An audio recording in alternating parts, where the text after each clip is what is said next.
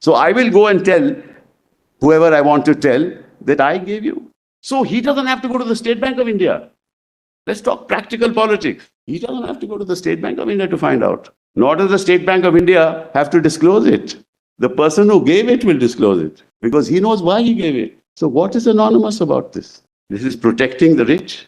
The issue which we were just discussing, on which perhaps the learned attorney may give us an answer, but since Mr. Sibal is on his leg, we will just put it to him, Mr. Attorney, and Mr. Solicitor, you can also, any of turn, you can answer. Suppose A purchases the bond. Yes. A purchases bonds worth X amount, 100 crores. Yes. A is only the person who's been put up to purchase the bond because that A has a KYC, etc. Yes, yes, yes. A has to only physically hand over the bond to B. Yes. Right? Who's in, or B gives it to C, who will in turn give it to a political party. Correct. Now, B, there is no control over the transaction between A and B. Yes. So B can trade on that bond for cash or for whatever other consideration. Yes, yes. B acquires that bond. Yes. B hands it over to a political party. Yes. Or B gives it to C and C hands it over to a political party. Yes. The person who has satisfied the requirement of the transaction being through the normal banking channels is A, the purchaser, the ostensible purchaser of the bond. Correct. But this does not obviate the fact that the people who are really behind it, yes, that they have used authorized banking channels. Yes. All that they have to do is that the get somebody's KYC. It says trading is prohibited. Yeah. But there is no way you can prohibit trading in the bond. Absolutely. B doesn't have to buy the bond from A through official banking channels because there is no record of any transactions in the bond. It just goes from hand to hand. That's right. Because of the curtain, then you cannot be any questions with regard to quid pro quo. That's right. And then, ultimately, the person who is actually invested in it is the person who will tell the political party.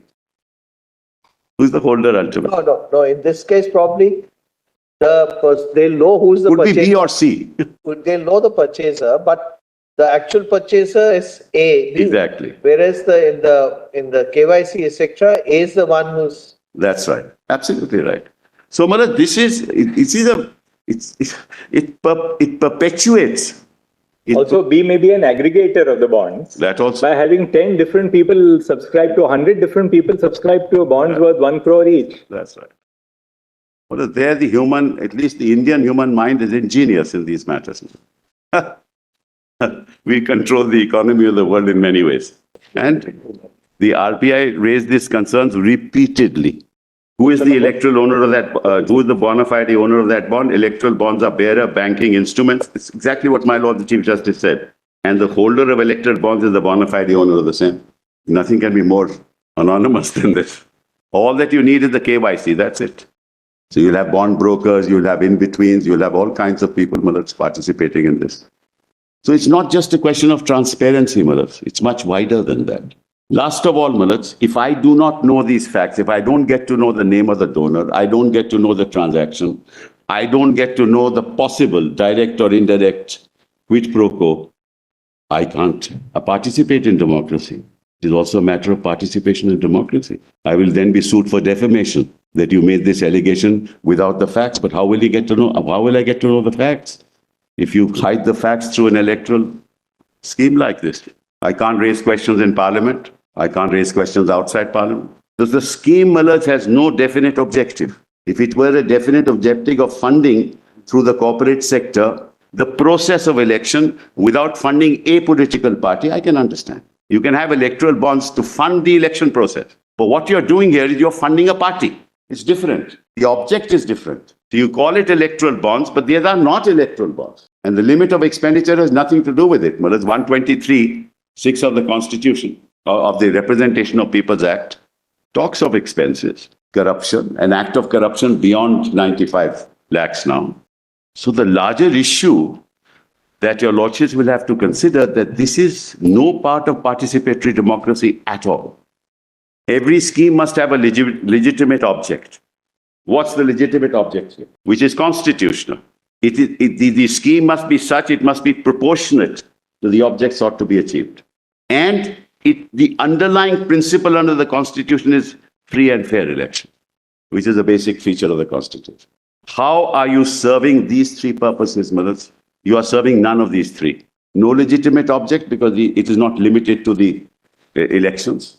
no proportionality because it's unlimited, and no free and fair elections because my learned friend has shown to your lordships how heavily it is loaded towards the party in power.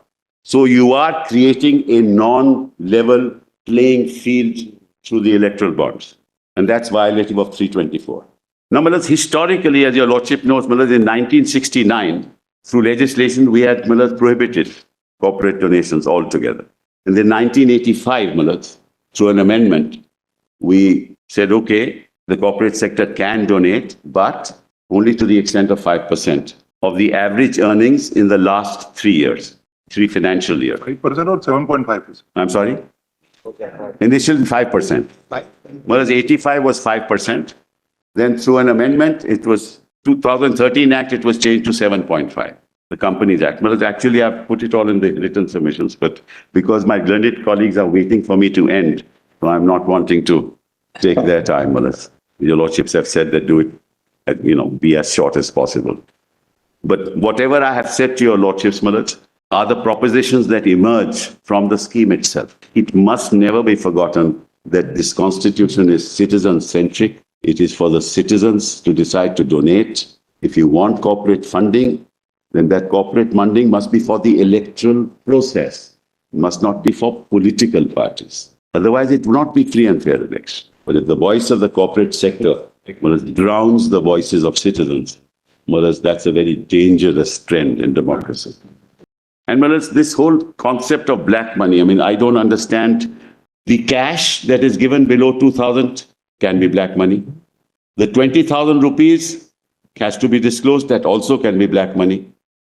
Because you can say cash in hand, 20,000 rupees. And the electoral bond can also be black money. And over and above that, there is black money. Because there is cash that doesn't go into electoral bonds. So what is this black money issue about? The kind of extravaganzas that we see, Malas, is what? Is it white money? So this has nothing to do with black money. This is the case of the government. That black money was used earlier, no doubt. Black money is used today, no doubt. There is more cash in the market than it was in 2014 or 2019. That's government's own statistics. So black money is a bogey, and all three elements can be part of black money. And actually, Malas, there's a wonderful report of Justice Shah, I think at the Law Commission, which actually sets out the practices in all the countries, UK, US, Japan, Philippines, Australia, and Germany. And in all those countries, there is no question of any opacity. Most countries do not allow corporate donations at all. But where they do allow, there is no opacity. What's the next point? The last point, but the fifth point, is that in fact, it protects the nature of the scheme protects those who have committed a crime. I'll give you an example. Under the Prevention of Corruption Act, Malas, Section 7 of the Prevention of Corruption Act, you give money to a public servant. Members of Parliament are public servants. Many members of the political party who are in the fray are public servants. Now, as your lordship knows, under Section 7, you can also prosecute a person in anticipation of a favor, not just having granted a favor. So you give a donation, no questions asked, you get a favor, you cannot correlate one with the other, and I can't prosecute you. This is a scheme to protect criminals from being prosecuted. Just read Section 7 with me. This is also true under the PMLA. Because a predicate offense has been committed, it results in proceeds of crime. You'll never get to know. Rather than furthering the rule of law, it stymies it. That's the other Article 14 argument. You'll never know who bribed whom, how much was the bribe for, what quid pro quo was there. You'll never get to know. That there is quid pro quo, Malas, is in my first submission. That capital and influence go together. Malas, nobody can doubt that proposition, Malas. So in effect, through this scheme, you are trying to protect those people. Where the source of the money is, my learned friend has argued, I don't want to repeat anything that he has said. And let's see what is the scheme. If it's less than 2,000 rupees, it's cash. If it's more than 20,000 rupees, the name of the donor has to be given. And if it is electoral bonds, nothing. That's the 3 layers of the scheme. So while the donor's name will be given if it's more than 20,000 rupees, right? And so ultimately, let's put it this way. This constitution is for the citizens of this country to participate in the election. The corporate sector is not a voter. The citizen is the voter. The citizen should be entitled, is entitled to contribute. If he gives more than 20,000 rupees, his name will be there. But the corporate sector, who is not a citizen, can donate 10 crores, 100 crores, his name will not be there. What's the rationale for that? I, as a citizen's name, it will have to be disclosed. So, is the corporate sector is being granted a privilege over a citizen of this country? That privilege of anonymity? How is he more privileged than a citizen who is at the heart of the Constitution of India? How is he being given a preferential treatment? Why? Because you want to enrich yourself through this scheme. And enrich yourself because you're in power. Whereas the opposition may be in power in a state. They will also enrich themselves. This is not political. Because all business will actually be attracted towards this scheme because this is one way of getting access. I just pardon me, Maharaj, for saying so from personal experience. If people donate, Maharaj, we know who is donated. He will give me a call and say, sir, I want to come over. I will hear him.